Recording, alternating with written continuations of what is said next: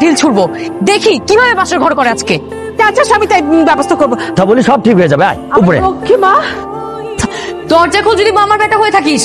মামুনি তুই কি আর আজ সবে বিয়ে করে শান্তিতে বাসরটা করতে দে, তুই জ্বালাইতেছিস কেন? আর আমার ভিতরটা যে জ্বলে পুরো ছারখার হয়ে যেতেছে, তুমি সেটা দেখতে পাচ্ছ না? খুব সুন্দর ছেলে দেখে আমি তোকে বিয়ে দিয়ে দিব, একটু মাথাটা ঠান্ডা কর। তোর কবুল হয়ে গেছে তাই না? যে কবুল ছাড়া কি বিয়ে হয় নাকি? রিশাদ একটু বের হতে বল, শুধু ওকে শুভেচ্ছা জানিয়ে চলে যাব, আর কিছু করবো না। ঐশী আসছে, তোকে জাস্ট খালি একটু শুভেচ্ছা জানিয়ে ও চলে যাবে, ও বলেছে। এই রুম থেকে এক্ষুনি বের হ, যা। ঋষভ তখন আমার স্বামী, তাই না? এক্ষুনি এই রুম থেকে না বের হোস না, তাহলে তোর স্বামীর পেটের ভুঁড়িটা এই চাকু দিয়ে একেবারে গালায় ফেলবো। এই ছুরি দিয়ে ভয় দেখালে কি ভয় পেয়ে যাও? তুই ভয় পাবি, কারণ আর আজকেই তুই রূপকে ডিভোর্স দিয়ে আমাকে বিয়ে করবি। এই রাতেই আমাদের এখানে বাসর হবে, শুধু তোর আর আমার। এটা কখনোই সম্ভব না। সম্ভব কিভাবে করাইতে হয় আমি তোকে দেখাই দিই।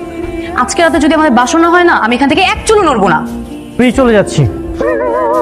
দরজা কেন বন্ধ করলি?